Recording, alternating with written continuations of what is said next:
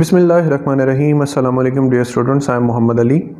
Students, एंटीटेस्ट series में आज हम टेकअप करेंगे जिस टॉपिक को, वो है momentum and the law of conservation of momentum. Momentum का कॉन्सेप्ट जो है उसको हम किस तरीके से लेकर चलेंगे स्टूडेंट्स, उसमें इसके बेसिक आइडियाज़ को पहले डिस्कस करेंगे, इम्पल्स को डिस्कस करेंगे और फिर प्रॉब्लम सॉल्विंग की तरफ आएंगे, जहां हम law of conservation of linear momentum से रिलेटेड तमाम कॉन्सेप्ट्स को एक टेबल फॉर्म में जो है कलेक्ट करेंगे और उससे कोई भी न्यूमेरिकल या कोई भी प्रॉब्लम आता है मोमेंटम से रिलेटेड तो आप उसको ईजिली सॉल्व कर सकते हैं। तो मोमेंटम होता क्या है?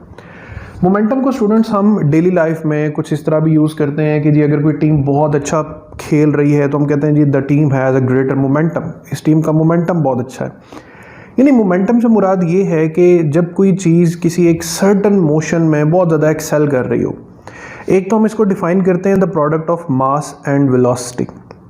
दूसरी डेफिनेशन इसकी होती है the quantity of motion in a body. ये दोनों डेफिनेशन जो है वो आप मोमेंटम को डिफाइन करने के लिए यूज़ कर सकते हैं। मोमेंटम का कॉन्सेप्ट स्टूडेंट्स इसलिए यूज़ किया जाता है कि जब भी कोई बॉडी मूव करती है और वो मूव करते हुए किसी दूसरी बॉडी से कोलाइड कर जाए, ठीक है। फॉर एग्जांपल एक ऑब्जेक्ट है तो वो मूव कर रहा है तो उसके पास मास है और उसके पास वेलोसिटी है, तो जब वो किसी दूसरे ऑब्जेक्ट के साथ स्टूडेंट्स कोलाइड करेगा तो वो उसको सिर्फ अपनी वेलोसिटी ट्रांसफ़र नहीं करेगा, वो उसको सिर्फ अपना मास ट्रांसफ़र नहीं करेगा, वो उसको एक और फिज़िकल क्वांटिटी ट्रांसफ़र करेगा जो बेसिकली उसके मास और वेलोसिटी के प्रोडक्ट के इक्वल होगी, and that transfer of the physical quantity will be named as momentum.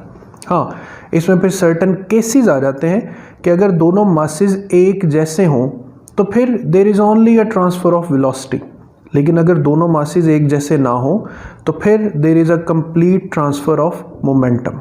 एक तो ये बात हो गई कि मोमेंटम को आपने इस तरह समझना है कि जब दो बॉडीज़ कोलाइड करती हैं तो उनके दरमियान जो ट्रांसफ़र चीज़ होती है वो क्या है? मोमेंटम। अब कितना मोमेंटम ट्रांसफ़र हो सकता है उसके लिए हम सबसे पहले तो फॉर्मूला पे आएंगे, P is equal to mv। Students, velocity चूँकि वेक्टर क्वांटिटी है लिहाजा मोमेंटम भी वेक्टर क्वांटिटी है। अच्छा, इसके वेक्टर होने ही की वजह से ये बात याद रखें कि मोमेंटम इलास्टिक कोलिजन में और इन इलास्टिक कोलिजन में दोनों में कंजर्व रहता है। क्यों? क्योंकि ये एक वेक्टर क्वांटिटी है, जबकि काइनेटिक एनर्जी सिर्फ इलास्टिक में कंजर्व रहती है, जबकि इन इलास्टिक में कंजर्व नहीं रहती। वजह क्योंकि वो एक स्केलर क्वांटिटी है, ये भी एक वजह है। बाकी और रीजंस पे भी बात करेंगे।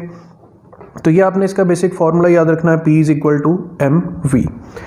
इसका मोमेंटम का एनर्जी के साथ भी एक रिलेशन होता है, that P momentum is equal to under root of 2m into kinetic energy.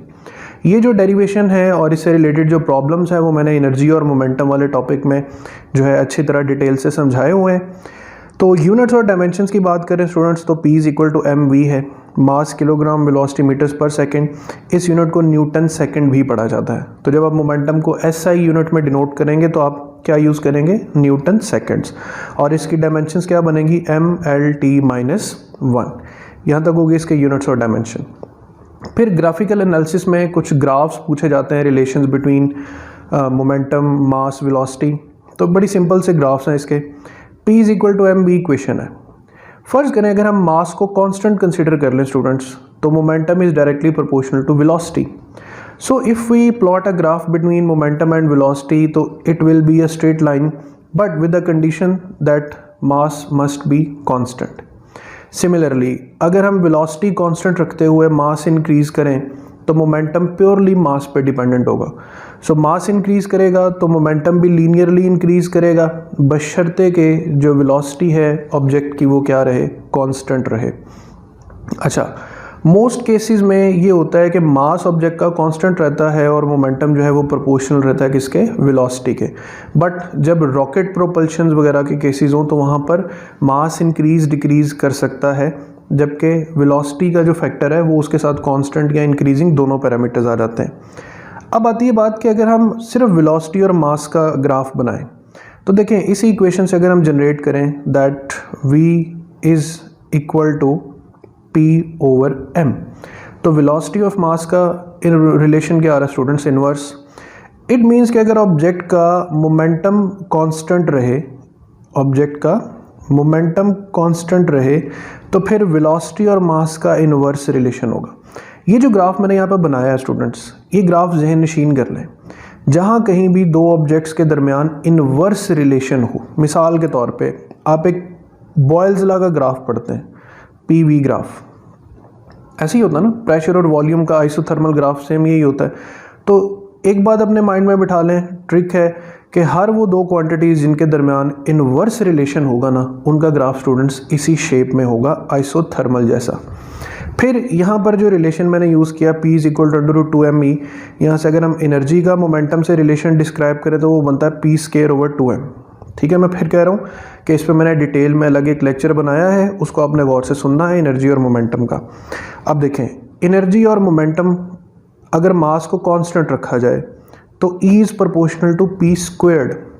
तो if we plot a graph between E and P, अच्छा यहाँ पे दो बड़ी इंपॉर्टेंट बातें मैं आपको बता दूँ ताकि आपकी कन्फ्यूजन्स जो हैं वो ना रहे माइंड में। Students, E directly proportional to P² है। अगर मैं ग्राफ E और P² के दरमियान बनाऊंगा तो वो एक स्ट्रेट लाइन बनेगा, क्योंकि यहाँ पे E directly proportional to P² आ रहा है, यानी मैंने यहाँ पे P² ही प्लेस कर दिया। लेकिन अगर मैं सिर्फ एनर्जी और मोमेंटम के दरमियान ग्राफ बनाऊंगा, यानी यहाँ पे P के ऊपर स्क्वायर नहीं है, तो स्टूडेंट्स फिर ग्राफ की शेप कुछ ऐसी होगी। इसको हम एक्सपोनेंशियल ग्राफ भी कह सकते हैं। इसका मतलब ये होता है, देखें, E प्रोपोर्शनल टू P² का मतलब क्या है कि अगर मोमेंटम 2 टाइम्स इंक्रीज़ करेगा तो आपके पास एनर्जी 4 टाइम्स इंक्रीज़ करेगी, यानी मोमेंटम के 2 गुना इंक्रीज़ करने से एनर्जी 4 गुना इंक्रीज़ करेगी, तो there will be an exponential growth. तो ये ग्राफ्स आपने अपने पास याद रखने हैं, जहन नशीन रखने हैं, ये कॉन्सेप्ट जहन में रखना है, इन्वर्स रिलेशन का ग्राफ। फिर आते हैं momentum and second law of motion. Very simply we know that F = ma। उससे पहले इस फॉर्मूला को यूज़ करने का तरीका कि अगर ऑब्जेक्ट का मास तो वैसे ही कांस्टेंट होता है, वेलोसिटी भी अगर एक कांस्टेंट है तो फिर मोमेंटम भी कांस्टेंट होगा। मिसाल के तौर पे अगर आपके पास एक 1000 kg की कार है और वो मूव कर रही है 10 मीटर्स पर सेकंड की वेलोसिटी से, तो there is a constant momentum which is 10,000 newton second. ये उसका कांस्टेंट मोमेंटम है क्योंकि वेलोसिटी कांस्टेंट है। बट सिंपल, अगर वेलोसिटी चेंज हो स्टूडेंट्स तो ऑब्वियसली मोमेंटम भी चेंज होगा। तो अब जो आपको मैं एक फार्मूला प्रोवाइड करने जा रहा हूँ जो बुक में भी रिटन है, उसके मैं एक सिंपल सी फॉर्म में समझाता हूँ कि सेकंड लॉ क्या होता है, F = ma। अच्छा, m और a को हम लिख सकते हैं rate of change of velocity with respect to time. So F = ma और m के बाद a को लिखा जा सकता है ∂v/∂t। अब वेरी सिंपली आपके पास एक इक्वेशन बन रही है, यहाँ पे लिखता हूँ मैं, that F = m ∂v/∂t। From here we can get m ∂v। अच्छा, यहाँ पर था सिर्फ mv, तो कांस्टेंट मोमेंटम, अब वेलोसिटी चेंज हो रही है तो m ∂v का मतलब है ∂p, यानी rate of change of momentum with respect to time. तो स्टूडेंट्स, इस फॉर्मूला को अच्छी तरह माइंड में बिठा लें कि force = rate of change of momentum with respect to time. बड़ा ही इंपॉर्टेंट रिलेशन है, ठीक है, और बड़ी जगहों पर ये मोमेंटम के केसेस में यूज़ होता है।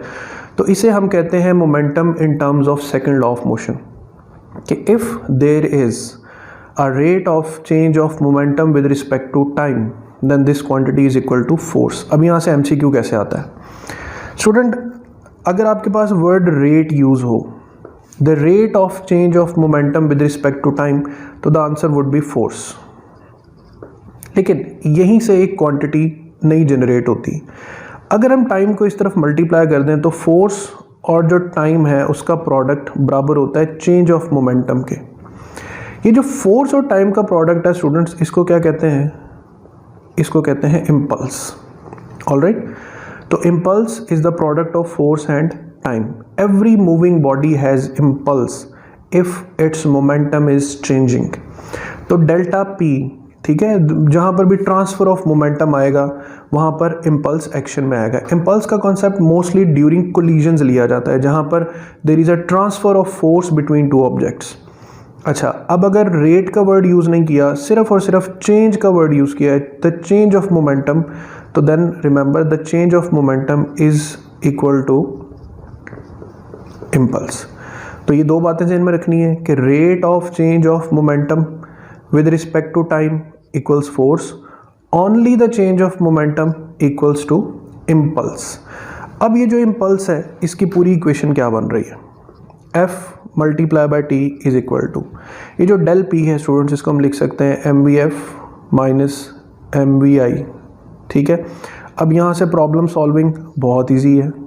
ठीक है, फॉर एग्जांपल इफ़ आई से कि एक ऑब्जेक्ट का जो मोमेंटम है, ठीक है, इनिशियल मोमेंटम है 5 न्यूटन सेकेंड, उसका मोमेंटम जो है वो हो जाता है 15 न्यूटन सेकेंड्स इन 3 सेकेंड्स।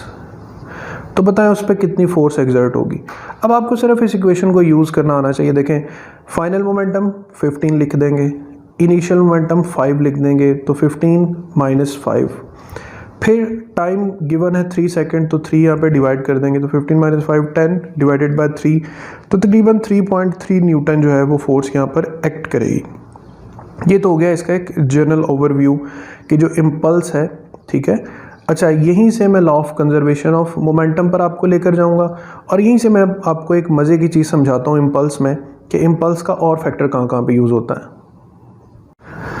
तो स्टूडेंट्स, इम्पल्स के कॉन्सेप्ट को चलाने से पहले मैं आपसे एक सिंपल सा क्वेश्चन पूछता हूँ। आपके लिए मेंटली ये सोचना या ये करना क्यों आसान है कि आप बेड पर, फोम पर तो बड़ी आराम से जंप लगा सकते हैं, लेकिन आप उसी तरीके से लापरवाह से होकर फर्श पे जंप नहीं कर सकते? क्यों? आपको पता है कि आपको चोट लगेगी। क्यों लगेगी? क्या फिजिकल फिनोमेना इसमें इन्वॉल्व है? It's a very interesting thing, इसको गौर से सुने। इम्पल्स और टाइम ऑफ कोलिजन का क्या रिलेशन है? ये है formula that F multiply by T is equal to M V F minus M V I. इसमें T क्या है? T है स्टूडेंट्स रिएक्शन टाइम, कि जब दो बॉडीज़ के दरमियान मोमेंटम का ट्रांसफ़र होता है तो वो रिएक्शन टाइम पे डिपेंड करता है, मतलब फोर्स कितनी तेज़ी से ट्रांसमिट होती है दो बॉडीज़ के दरमियान।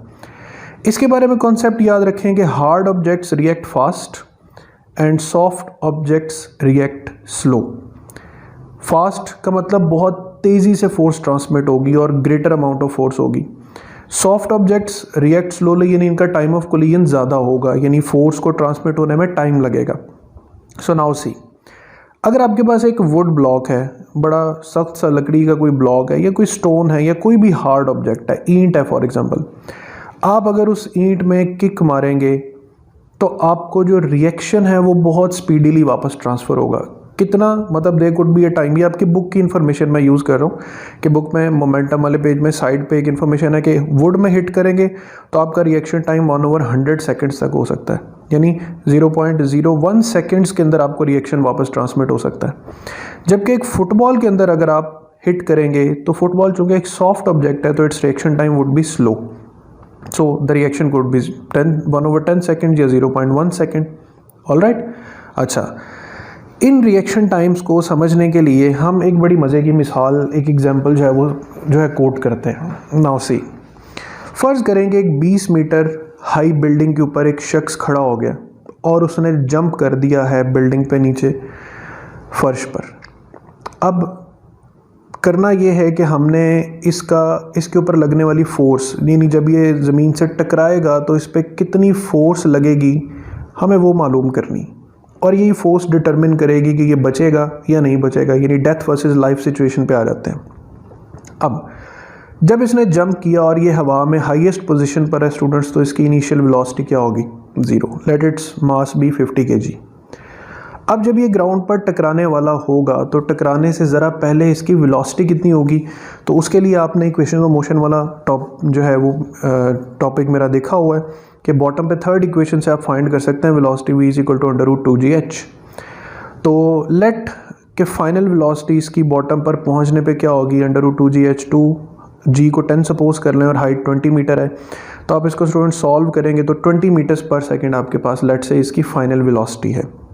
अच्छा, फाइनल वेलोसिटी 20 मीटर्स पर सेकंड है, तो फाइनल मोमेंटम कितना हो जाएगा mvf, वो हो जाएगा 50 मल्टीप्लाई बाई 20, 1000 न्यूटन सेकेंड।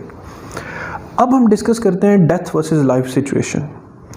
देखें डेथ सिचुएशन क्या है कि अगर ये फर्श बहुत हार्ड है, संगमरमर से बना हुआ फर्श है या कोई टाइल्स लगी हैं, ईंटें पड़ी हुई हैं, तो ऑब्वियसली हार्ड सरफेस है, it will react very quickly, in time of collision could be 1/100 second. हम यही वैल्यू सपोज कर लेते हैं। इक्वेशन लिखी, फाइनल मोमेंटम 1000 है, इनिशियल 0 है, तो फाइनल तय हुआ कि कितना चेंज ऑफ मोमेंटम आया 1000 न्यूटन सेकेंड्स का। अब अगर फर्श बहुत हार्ड है तो time of collision could be 1/100 seconds. Now see, second से सेकेंड कैंसल, 100 उधर जाके क्या होगा मल्टीप्लाई।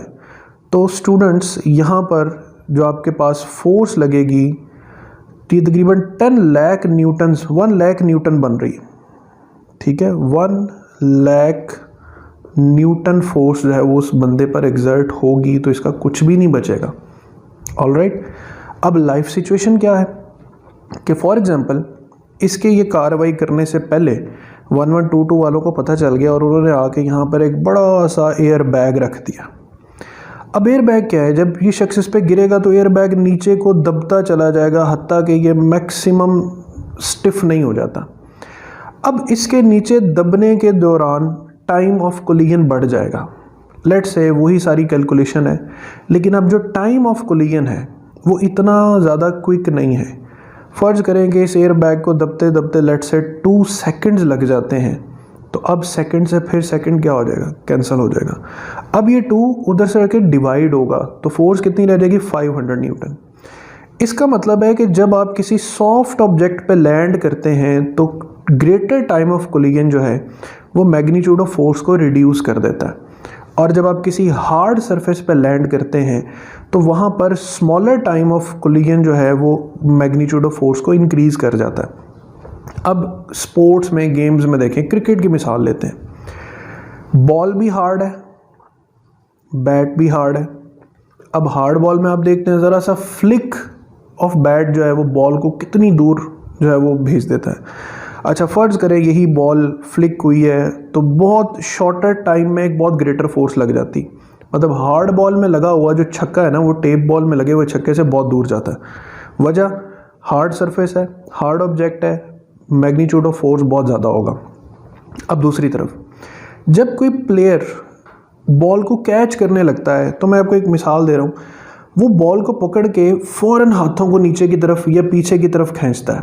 उसकी वजह कि बिल्कुल वैसे ही जैसे ये फोम नीचे की तरफ होकर टाइम ऑफ कोलिजन को बढ़ा देता है और फोर्स का मैग्नीट्यूड कम हो जाता है, स्टूडेंट्स बिल्कुल वैसे ही जब भी कोई प्लेयर कैच करेगा तो वो जब बॉल बहुत तेज़ होगी ना तो उसको कैच करके अपने हाथों को थोड़ा सा पीछे लाएगा।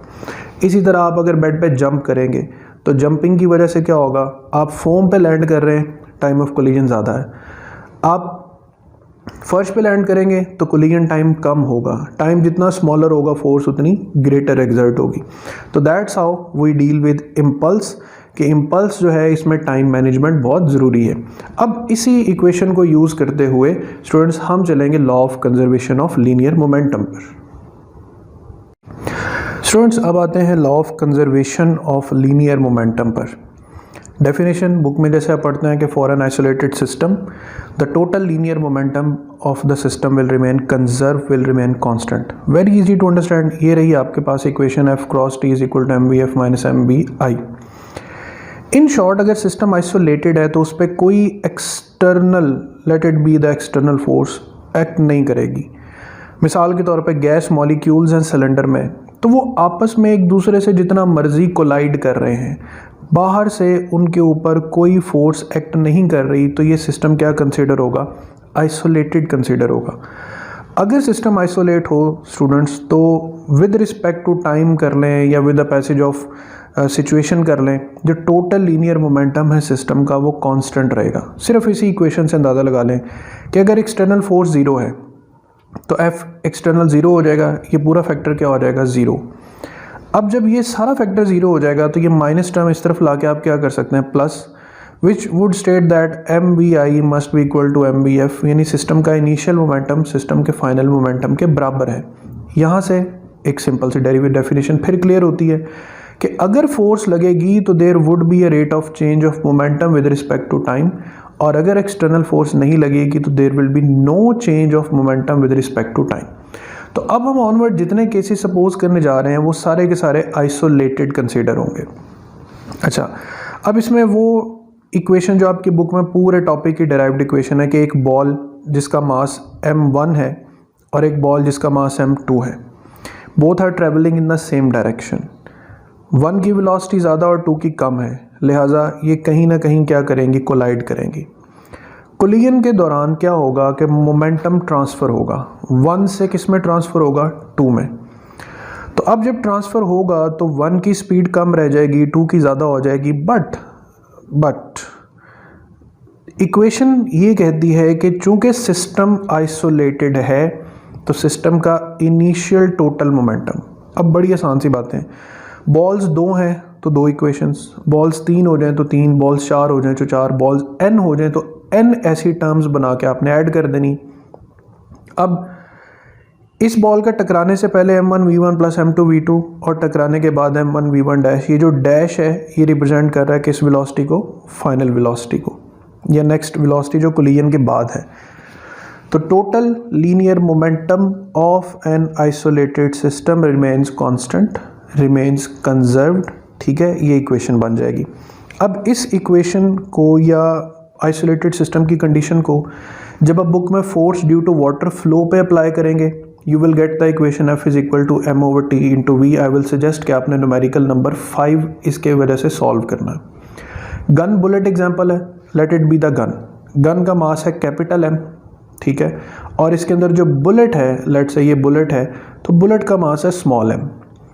अब इनिशियली देखें बुलेट और गन दोनों रेस्ट पर है, तो दोनों का इनिशियल मोमेंटम क्या है, 0 + 0, मतलब गन भी 0 बुलेट भी 0, तो मैं 0 लिख रहा हूँ। फाइनली जब बुलेट गन को लीव करती है, बुलेट इस डायरेक्शन में मूव करती है, ठीक है, कौन सी डायरेक्शन में, पॉजिटिव x एक्सिस की तरफ। गन रिएक्शन में रिकॉइल करेगी, किस तरफ मूव करेगी, नेगेटिव x एक्सिस की तरफ। अब यहाँ पे अगली चीज़ समझें, हम कोलिजन के बाद या फायरिंग के बाद जो फाइनल मोमेंटम देख रहे हैं वो हम लिख रहे हैं जी mv, where v is the velocity of gun capital V और small v is the velocity of bullet. Now see, जो बुलेट है वो जा रही है किस एक्सिस की तरफ, पॉजिटिव x एक्सिस की तरफ, गन किस तरफ जा रही है, नेगेटिव x एक्सिस की तरफ। मैं बता चुका हूँ कि मोमेंटम कौन सी क्वांटिटी है, वेक्टर। तो नेगेटिव डायरेक्शन का मतलब है कि हम गन के साथ क्या साइन यूज़ करेंगे, नेगेटिव साइन। अब ये नेगेटिव साइन की वजह से इस तरफ आगे क्या हो जाएगा, पॉजिटिव। अब इसको मैं vg लिख देता हूँ, गन को रिप्रेजेंट कर रहा हूँ mv। तो वेलोसिटी ऑफ गन फाइंड करने की इक्वेशन बनेगी mass of bullet, velocity of bullet divided by mass of gun. ये वो इक्वेशन है स्टूडेंट्स जिसको मद्देनजर रखते हुए जो रियल गन्स हैं वो हैवी बनाई जाती, क्योंकि जितना मास ज़्यादा होगा गन का उतनी उसकी रिकॉइल वेलोसिटी कम होगी, लिहाजा आप उसको शोल्डर से कंट्रोल इजीली कर सकते हैं। तो ये इक्वेशन आपने जहन में रखनी है। इसी इक्वेशन की बिना पर जो एक्सप्लोजन्स हैं उनको आप डील कर सकते हैं। फॉर एग्जांपल कि आपके पास एक बॉम्ब है, वो अपनी जगह रेस्ट पर पड़ा हुआ है, तो बॉम्ब का इनिशियल मोमेंटम क्या होगा, 0। लेट्स से आफ्टर एक्सप्लोजन इसके 2 फ्रेगमेंट्स जो हैं वो अलग होते हैं, ठीक है। अब एक फ्रेगमेंट पॉजिटिव x एक्सिस की तरफ, एक नेगेटिव x एक्सिस की तरफ, तो बॉम्ब का एक्सप्लोड होने से पहले भी मोमेंटम 0 था और बाद में भी मोमेंटम 0 होगा, क्योंकि फिर इनका वेक्टर सम लिया जाएगा।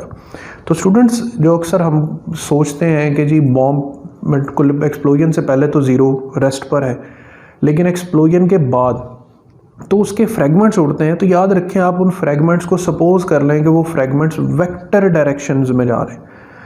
हर पॉजिटिव वेक्टर अपने ही एग्जैक्ट नेगेटिव वेक्टर से उसका इफेक्ट क्या हो जाता है, कैंसिल हो जाता है। तो किसी भी एक्सप्लोजन में जो मोमेंटम है स्टूडेंट्स वो क्या रहेगा, कंजर्व रहेगा। सिमिलरली आपका न्यूमेरिकल नंबर 4 के एक स्प्रिंग से 2 मासेस कनेक्टेड है, m1 और m2। अच्छा, इनिशियली रेस्ट पर है तो इनिशियल मोमेंटम 0। फाइनल मोमेंटम क्या होगा, जब स्प्रिंग को रिलीज करेंगे तो both will move, let this move with velocity v1, this with velocity v2। तो हम पहले तो इनका जनरल मोमेंटम लिख देते हैं कि आफ्टर जो रिलीजिंग है वो इनका मोमेंटम होगा m1v1 plus m2v2। But again ये कौन सी डायरेक्शन है, पॉजिटिव एक्स एक्सिस, ये क्या है नेगेटिव, तो m1v1 पॉजिटिव रहेगा, जबकि m2v2 के साथ हम साइन क्या ले आएंगे, माइनस का। अब माइनस साइन दूसरी तरफ ले जाके हम इक्वेशन को सिंप्लीफाई करते हैं, m1v1 is equal to m2v2। So from here we can make a relation v1 by v2 is equal to m2 by m1।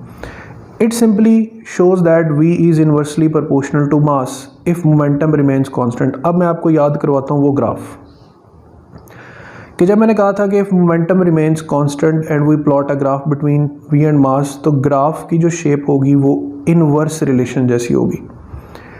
अब समझ रही बात कि जितना अब बड़ी आसान सी बात हो जाती।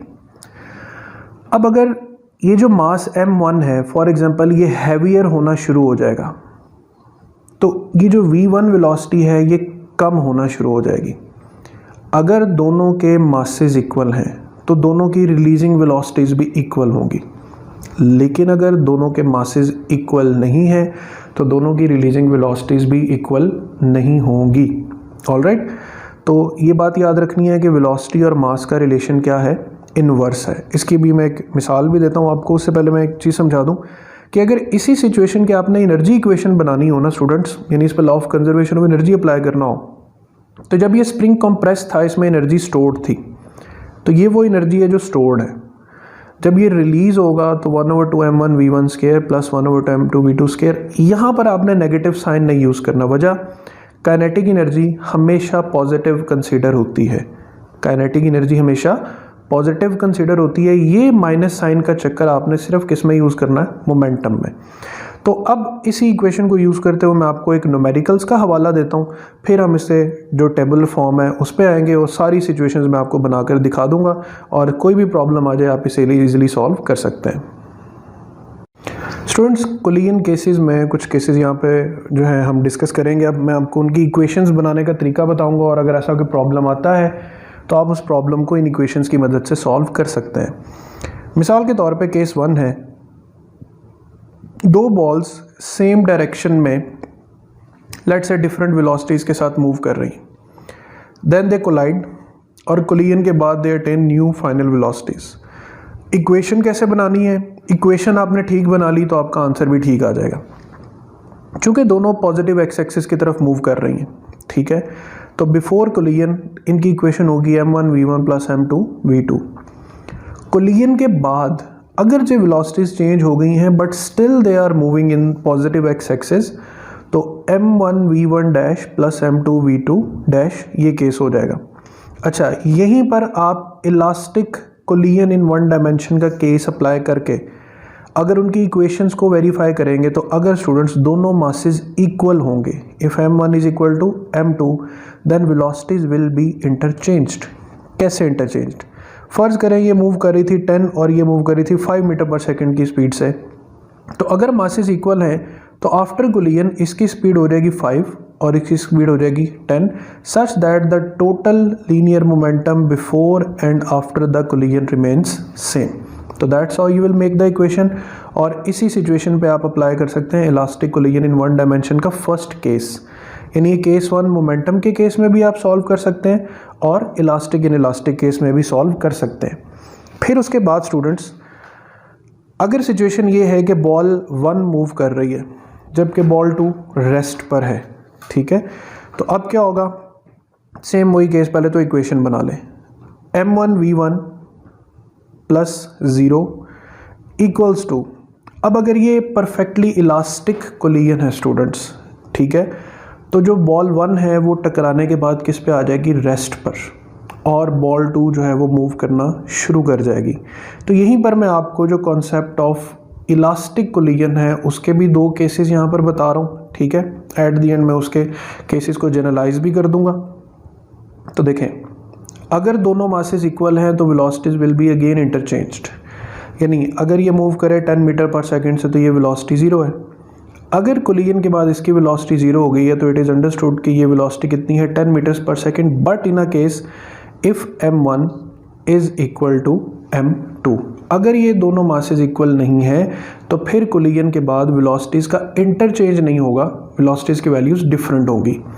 फिर अगर दो बॉल्स एक डायरेक्शन में मूव करती और मूव करने के बाद जब कोलाइड करती हैं तो आपस में जुड़ जाती हैं, जैसे आपका न्यूमेरिकल नंबर 8 है कि एक ट्रक एक स्टेशनरी कार से आके कोलाइड करता है और फिर उसको घसीटता हुआ आगे की तरफ ले जाता है, यानी स्टिकिंग टुगेदर हो जाता है। अच्छा याद रखें स्टूडेंट, जहाँ भी ऑब्जेक्ट स्टिक टुगेदर कंडीशन में आ जाए वो इन इलास्टिक कोलिजन का केस होता है, इलास्टिक का नहीं होता। तो ऐसी सूरत हाल में आप जो कंजर्वेशन ऑफ मोमेंटम है वो अभी भी अप्लाई कर सकते हैं, क्योंकि मोमेंटम इलास्टिक और इन इलास्टिक दोनों कोलिजन्स में क्या रहता है, कंजर्व रहता है। क्या इक्वेशन बनेगी, दोनों मूव कर रहे हैं अलग अलग, m1v1 प्लस m2v2, दोनों एक साथ मूव कर रहे लगे हैं तो दोनों की वेलोसिटी कॉमन, इसे कॉमन वेलोसिटी केस कहते हैं। ठीक है, तो कॉमन वेलोसिटी है तो अब यहाँ पर m1 plus m2 into v, तो ये फाइनल वेलोसिटी है जिसे आप फाइंड कर सकते हैं। सिमिलरली अगर इनिशियली स्टूडेंट्स ये वेलोसिटी 0 है, जैसे न्यूमेरिकल नंबर 8 में भी है कि ट्रक मूव कर रहा है with a velocity of 21 metres पर सेकंड और उसका जो मास है वो 2500 kg है।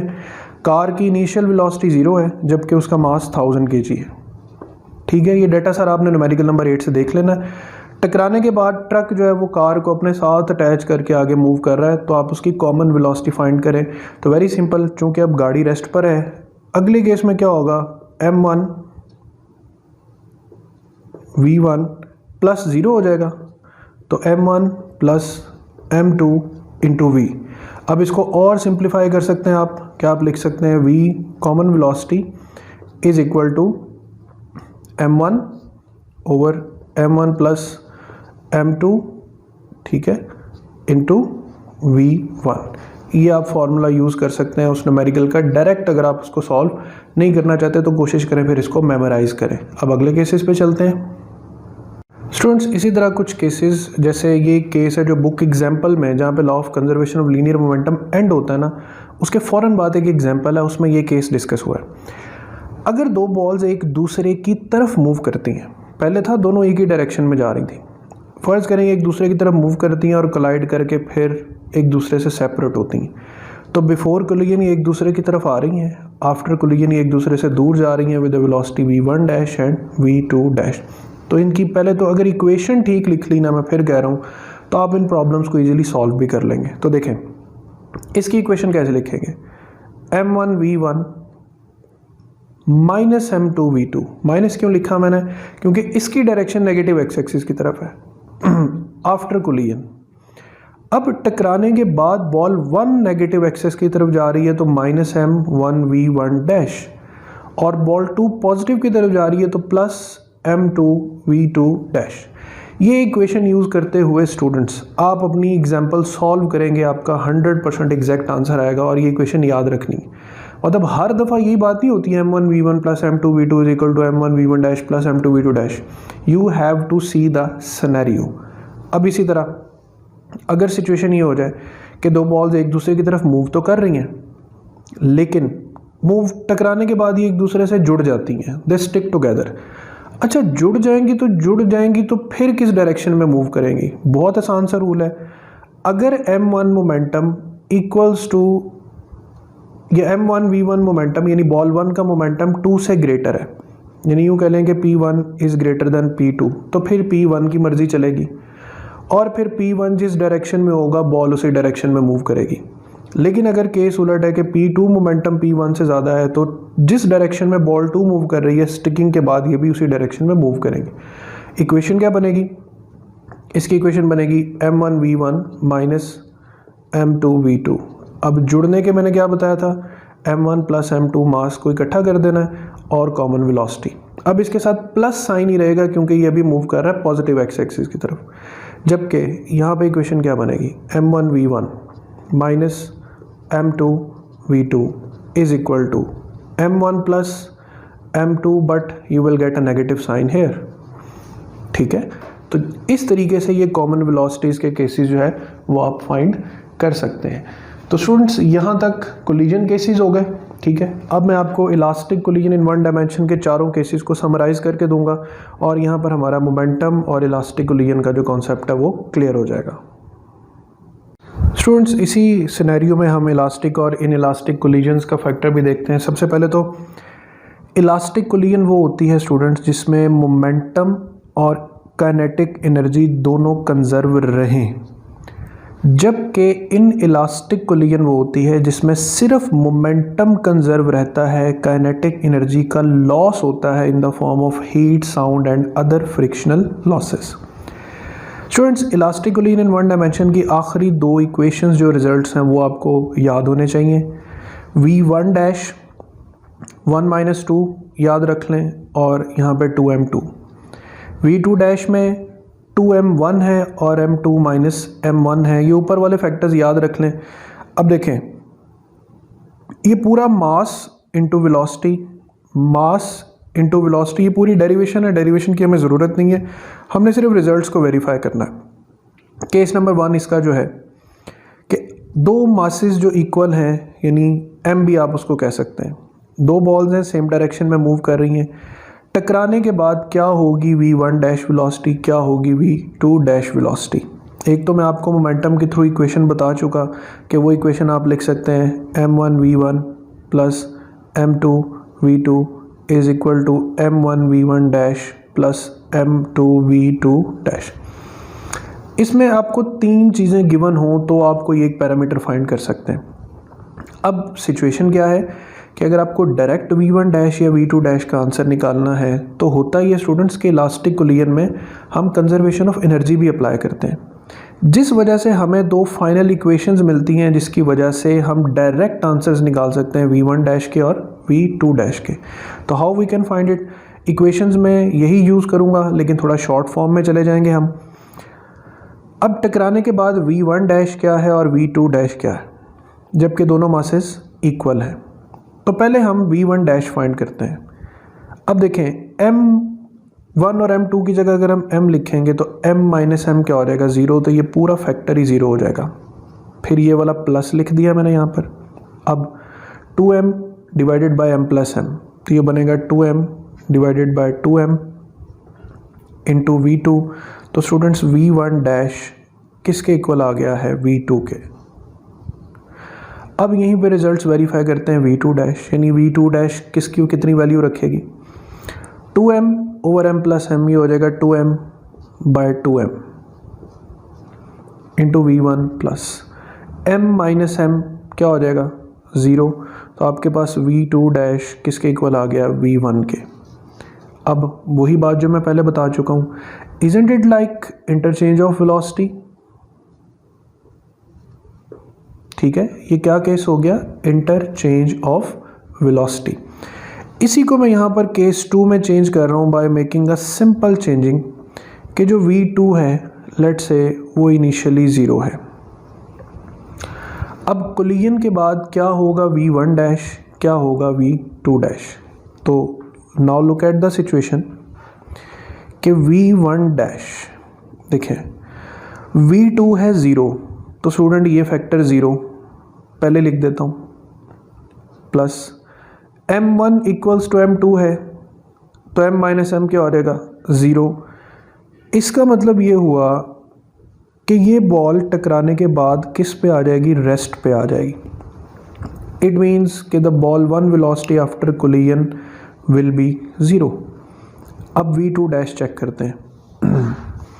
तो v2 डैश के लिए देखें v2 0 है तो इसका मतलब ये सारा factor 0 plus 2m by 2m into v1, तो v2 dash is equal to v1, v2 dash is equal to v1। Again क्या केस आ रहा है, इंटरचेंज ऑफ वेलोसिटीज। तो अगर m1 इक्वल्स टू m2 है स्टूडेंट्स, तो रिमेंबर v1 डैश का आंसर इक्वल्स टू v2 होगा और v2 डैश का आंसर इक्वल्स टू v1 हो जाएगा। ऑलराइट, अब चलते हैं हम केस नंबर 3 और 4 पे। स्टूडेंट्स अब आ जाएं ज़रा केस 3 पर, जहाँ पर एक बहुत हैवी ऑब्जेक्ट कोलाइड करने जा रहा है एक बहुत लाइटर ऑब्जेक्ट से जो इनिशियली रेस्ट पर है। फॉर एग्जांपल कि एक बहुत बड़ी ट्रेन है और उस ट्रेन के सामने कोई बहुत सा एक लाइटर सा मास, कोई डब्बा सा पड़ा हुआ है सामने। तो ये ट्रेन जब इस लाइटर मास से टकराएगी तो क्या फ़र्क पड़ेगा इस ट्रेन की स्पीड पर, क्या फ़र्क पड़ेगा इस पॉइंट मास की स्पीड पर, अगर परफेक्टली इलास्टिक कोलिजन है तो। कंसिडरेशन ये है कि V2 ज़ीरो है जबकि M2 भी ज़ीरो है अप्रॉक्सीमेटली, यानी इतना कम मास है, हम यूँ कहते हैं कि M1 is that much greater than M2 that M2 is approximately equals to zero. तो टकराने के बाद बॉल 1 की वेलोसिटी पे क्या फ़र्क पड़ेगा, तो पहले हम फाइंड करेंगे V1 डैश। अच्छा, V1 डैश में सिचुएशन देख लें, V2 ज़ीरो है तो ये फैक्टर ज़ीरो हो जाएगा,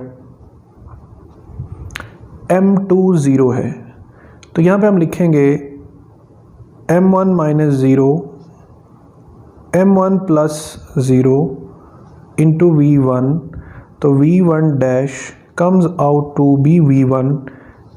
इसका बहुत सिंपल सा मतलब है कि नो चेंज इन वेलोसिटी, यानी अगर शुरू में इसकी वेलोसिटी 100 मीटर्स पर सेकंड है तो आफ्टर कोलिजन भी स्टूडेंट इसकी वेलोसिटी 100 मीटर्स पर सेकंड ही रहेगी, यानी इस पे कोई फ़र्क नहीं पड़ेगा। अब देखते हैं कि क्या फ़र्क पड़ेगा इस स्मॉलर बॉल पे इसको टक्कर लगने के बाद। चूँकि टक्कर लगने से पहले तो ये रेस्ट पर है, लेकिन टक्कर लगने के बाद तो रेस्ट पे नहीं रहेगी, तो we will have to find V2 dash. अब V2 डैश पे आ रहे हैं तो V2 यानी इनिशियल सेकंड वेलोसिटी ज़ीरो है तो ये ज़ीरो लिख दिया। 2m1 divided by m1, 2m1 divided by m1 into V1। m2 चूँकि ज़ीरो है इसलिए मैंने नहीं लिखा, तो V2 dash comes out to be 2 times of V1। इसका मतलब कि अगर ये पहले वेलोसिटी 100 थी ना, तो ये स्मॉलर बॉल 200 मीटर्स पर सेकंड की वेलोसिटी से मूव करेगी।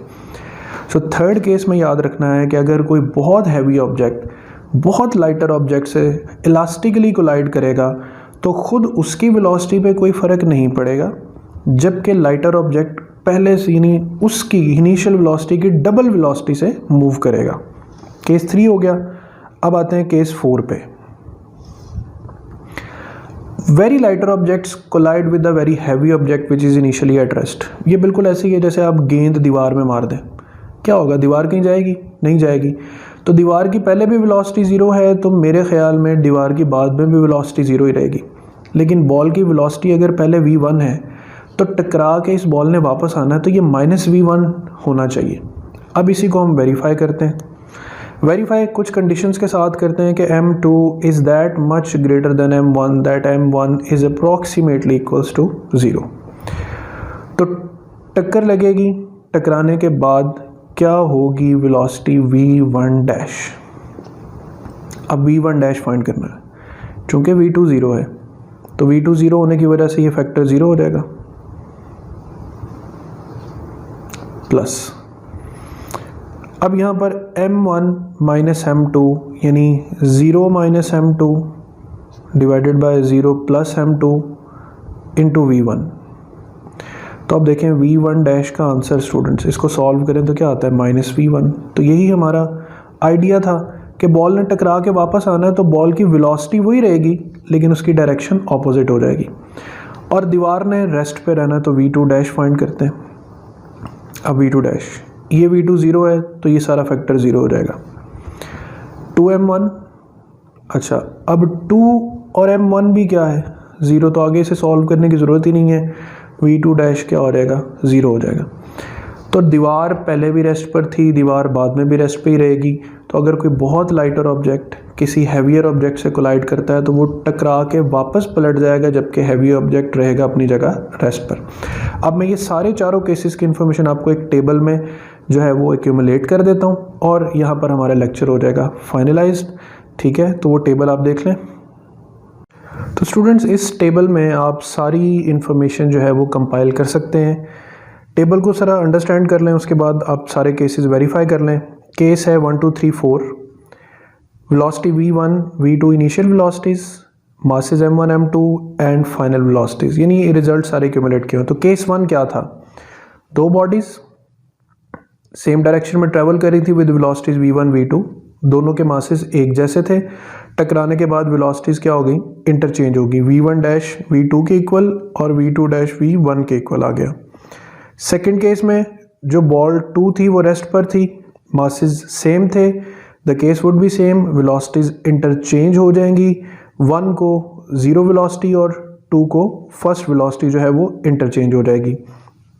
थर्ड केस में बहुत हैवी ऑब्जेक्ट लाइटर से कोलाइड करता है, जो हैवी ऑब्जेक्ट है उसकी स्पीड पे कोई फ़र्क नहीं पड़ता, उसकी पहले भी वेलोसिटी v1 थी, बाद में भी v1 है, लेकिन लाइटर ऑब्जेक्ट के पहले वेलोसिटी 0 थी, लेकिन टकराने के बाद डबल ऑफ वेलोसिटी से मूव करता है। फिर फोर्थ केस में एक लाइटर ऑब्जेक्ट हैवियर से कोलाइड करता है जो कि इनिशियली रेस्ट पर था, तो देखें टकराने से पहले भी उसकी स्पीड 0 थी, टकराने के बाद भी 0 है, लेकिन जो लाइटर ऑब्जेक्ट है वो टकराने के बाद वापस रिवर्स होता है, यानी ऑपोजिट डायरेक्शन में मूव करता है, तो उसकी वेलोसिटी -v1 आ जाएगी। तो ये था स्टूडेंट्स तमाम लेक्चर हमारा on the concept of momentum, conservation of momentum, elastic in elastic collisions. ठीक है, तो जो आप प्रैक्टिस मटेरियल है उसमें से इसके क्वेश्चंस को प्रैक्टिस कर सकते हैं। अगले लेक्चर में जल्द हाजिर होंगे, अपना ख्याल रखिएगा, अल्लाह हाफिज़।